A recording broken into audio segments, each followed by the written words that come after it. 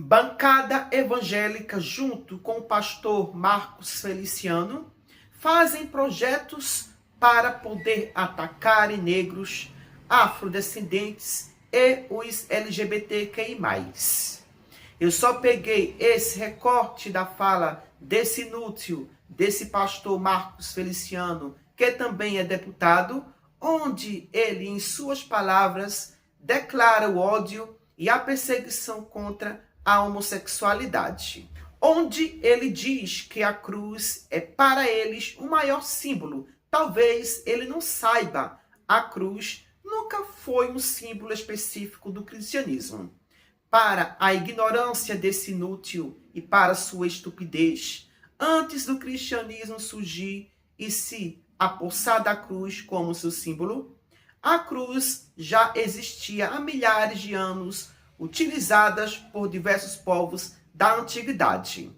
Por exemplo, pelos persas, pelo Antigo Egito, pela Babilônia, pela Assíria, pela cultura celta, pela Índia, dentre outros. O cristianismo é tão perverso quanto o islamismo, porque se apossam de elementos culturais, religiosos, que já existia de outros povos e culturas, como se fosse eles tivessem construído. E isso mostra claramente o autoritarismo, o egoísmo e o domínio religioso cristão sobre a sociedade. O projeto de lei 1804/2015, o senhor foi relator desse projeto. Esse inciso aqui, inciso 5º, me chamou muita atenção. Não constitui crime previsto nesse artigo a manifestação de crença, sermões, pregações, cultos, eventos e cerimônias, ensino ou orientação religiosa que ocorram em função da atividade de caráter religioso e ou litúrgico, ainda que transmitidos ou divulgados por quaisquer meios de comunicação, inclusive pela internet. Tem muita gente falando, deputado, sobre o perigo desse projeto, por exemplo, autorizar pastores a praticar racismo ou homofobia no altar com desculpa de que é sermão. E aí eu lhe pergunto, qual é o limite, então, para o que é uma manifestação religiosa e um ataque à honra ou a outra pessoa? Israel, aí que está o grande segredo desse projeto. Quando esse projeto veio parar na minha mão, ele tem 30 projetos apensados a ele, veja só, e a maioria dos projetos feitos por pessoas que não nem pertencem à bancada evangélica. De onde originou esse projeto? Esse projeto nasceu em 2015 com o deputado Rogério Rosso, por conta da manifestação daquele travesti na parada gay, que ele se crucificou na cruz, lembra disso? Sim. Foi um ato que eu juntei alguns parlamentares, nós paralisamos uma votação no plenário do Guimarães, saiu no Jornal Nacional, entramos fazendo a oração do Pai Nosso, fizemos uma faixa, dizendo que a gente não aceitava esse tipo de intolerância religiosa. Porque a cruz é para nós o maior símbolo de todos. E aí, quando se coloca um travesti na cruz, todos nós sabemos que o cristianismo ele não condena o homossexual, mas ele condena a prática homossexual. Isso foi uma afronta à fé cristã. Católicos ficaram furiosos, evangélicos se sentiram tristes, padres falaram em missas, pastores falaram em púlpito. E 30 projetos nasceram desse dia.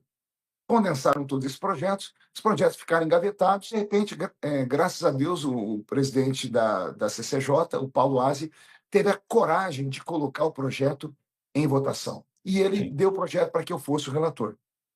Eu tinha feito apenas o projeto, porque todos os projetos só falavam de aumento de pena.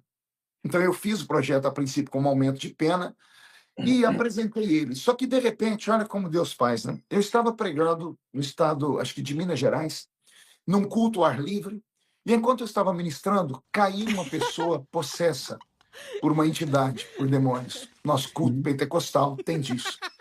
E eu, como pastor, expulsei o demônio. Quando eu expulsei o demônio, a pessoa foi liberta, o culto prosseguiu, para no dia seguinte eu ler pela imprensa que uma vereadora do PSOL. Ai, cara, Cara, eu tava até estudando esses dias a respeito, né, na neurociência, essas coisas de demônios. Vou até trazer um vídeo a respeito disso. Eu não vou dar spoiler aqui, mas tem gente que é muito fácil. Essas pessoas são muito fáceis de ser manipuladas, de serem enganadas, de qualquer coisa. a gente falar, olha, é isso aqui, é verdade, é isso mesmo. Isso é coisa do capeta, isso é coisa do diabo, isso é coisa do capiroto, isso é coisa do satanás, isso é coisa... Ai. Aí vamos pegar do pressuposto que o cara existe, né? Que o Dedé que eu chamei o demônio, né? O Didi, que é o diabo, nada contra o personagem chamado Didi lá, tá? Aí o cara olha, Poxa, quem eu tô aqui de boa, cara? Pô, deixa ele pra mim aqui, mano. Não fui eu, não. Foi vocês mesmos. rapaz, é complicado, mano. Não dá, ô Feliciano, mas eu quero. Foi dessa forma que o cristianismo e o islamismo se tornaram a maior religião dominante do mundo, impondo os seus autoritarismo através da tortura, ameaças, perseguições, sangue derramado e por aí se vai. Ainda em pleno século XXI, a gente vê a religião decidindo o que a sociedade deve fazer da sua própria vida. Isso é lamentável, como eles fizeram lá na Inquisição, perseguir pessoas porque não compactuavam com os seus dogmas e ideais cristãos. Em pleno século XXI, ainda querem fazer o mesmo. E o pior, são pessoas que estão lá no Congresso que não fazem projetos em prol do bem-estar da nação brasileira. Com tantos problemas internos sociais que existem no Brasil, crianças morrendo de fome, sendo violentadas sexualmente, estuprada, esquartejada, dentre outros. E esses infelizes não fazem projetos para poder dar ao menos assistências a essas crianças que sofrem com esses crimes. E o pior, que esse projeto é um projeto que isenta os líderes religiosos de serem punidos ao atacar negros, afrodescendentes e pessoas LGBTQI+.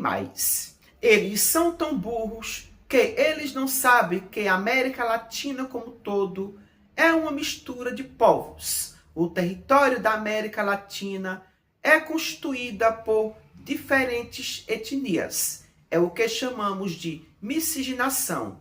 É uma mistura de povos de etnia.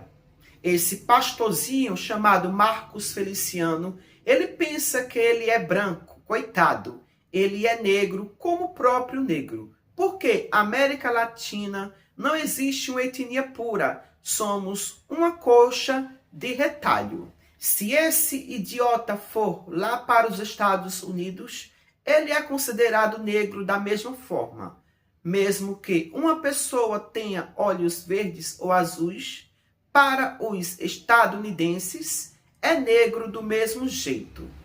Como se diz aquele velho ditado, mato a cobra e mostro o pau. Olha só esse vídeo aqui. Um brasileiro branco chega numa repartição pública nos Estados Unidos, pedem para ele marcar em um formulário sua raça e etnia. E aí vem a surpresa, você não é branco. Acabei de sair da corte aqui para fazer uns documentos, aí eles pediram a minha cor, né? Minha cor, minha etnia, enfim, né? Aí eu falei, uai, não, você não é branco. Eles falaram, você não é branco. Eu falei, ué, como assim? Claro que eu sou, olha aqui. Você sabe o que ele me disse? O cara me disse? Ele falou, você é latino, você não é branco. E aí a pergunta que muita gente começa a se fazer é, brasileiros brancos não são considerados brancos nos Estados Unidos? Essa resposta não é simples, mas ela revela muito sobre como a discriminação e o racismo funcionam por lá. Mas para a gente entender que isso não é um caso isolado, olha só esse outro vídeo aqui. Eu nunca vou ser considerada uma pessoa branca aqui nos Estados Unidos e eu não sabia disso quando eu cheguei. Tinha uma semana mais ou menos que eu tava morando aqui nos Estados Unidos e eu falei pro meu host dad, comparei, né? Eu falei, ai, a nossa cor. E aí ele começou a rir. Ele é muito brincalhão, então eu não levei isso a sério. Ele começou a rir e falou, a nossa cor. Eu falei, eu tô um pouco mais bronzeada, por isso que ele falou isso. Mas, gente, não! Eu nunca vou ser branca aqui porque eu sou uma latina e eu não sabia disso. Aqui nos Estados Unidos é muito dividido. Latino, hispânico, asiático. Branco é só americano, norte-americano, nascido aqui com pais brancos. Eles são brancos. Ninguém mais é branco. Esse último depoimento é da Thalita Machado, criadora de conteúdo na Rede Vizinha. E tanto a fala dela quanto a do rapaz do primeiro vídeo parecem simples, mas na verdade revelam algo muito profundo. Eles mostram na prática que raça não é apenas aparência física. Raça é uma construção social, histórica e política.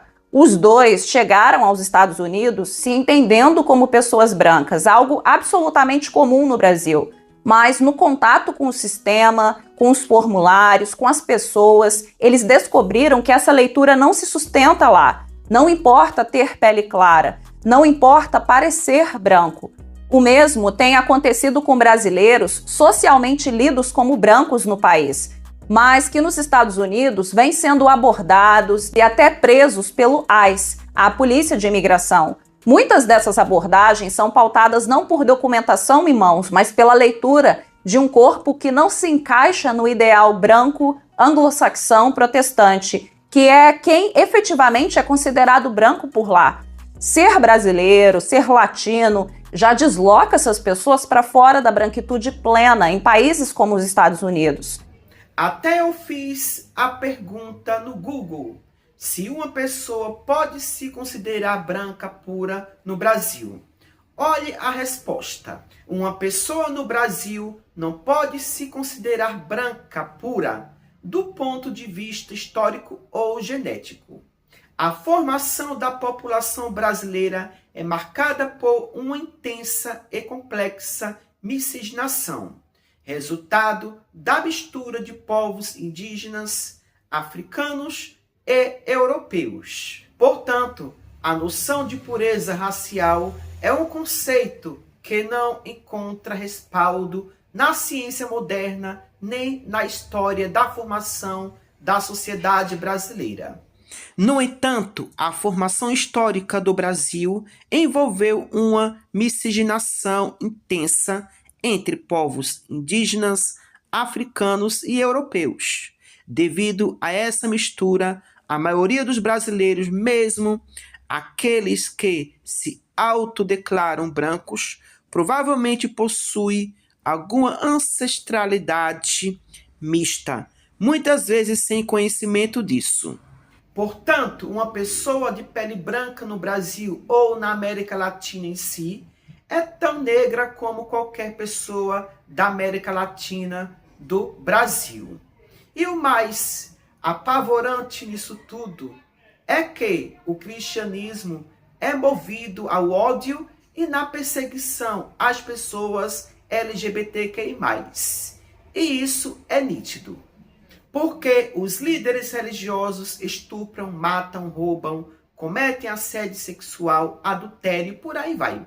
Teve um pastor, um dia desse, que ficou com a nora. E nenhum desses líderes religiosos foram às redes sociais se manifestarem contra um incesto desse.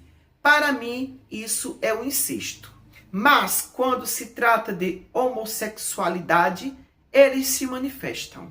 Na verdade, o personagem mitológico deles, o Jesus, está preocupado com ânus, com vagina e com pênis, do que está preocupado com crianças que são estupradas e esquartejadas. Isso é um Deus ou um psicopata? Tá, eu queria fazer essa pergunta a Marcos Feliciano.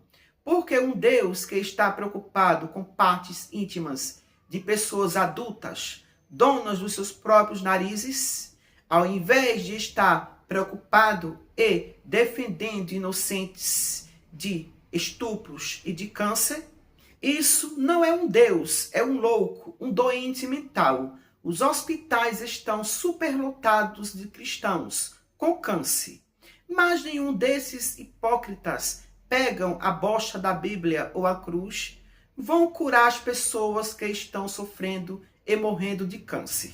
Marcos Feliciano, pegue a Bíblia e vá nos hospitais curar as pessoas de câncer. Tu não é macho? Não tem um Deus e um Jesus Todo-Poderoso? Vai lá então e cura essas pessoas. Não adianta vir com blá blá blá se tu não tem capacidade de curar uma pessoa enferma. São só apenas palavras jogadas ao vento. Ou seja, palavras mortas. Mas é isso o que a religião tem para nos oferecer. A decadência de uma sociedade mantida sobre regime ditatorial e teocrático por líderes religiosos e pelo sistema religioso cristão. Enquanto a religião for a base moral dos bons costumes sociais, não haverá paz. Conclusão: o que se espera de pessoas assim como Marcos Feliciano, que acredita em um Deus onde esse próprio Deus não conhece a sua própria nação, onde descreve em Gênesis uma terra plana e acredita em um Jesus que também não conhecia a própria criação, onde as estrelas para Jesus eram apenas pontos brilhantes que a qualquer momento poderia cair sobre a terra. O que esperar de uma pessoa dessa? Apenas ignorância, estupidez e falta de conhecimento. Por hoje só, e até o próximo vídeo. Tchau, tchau.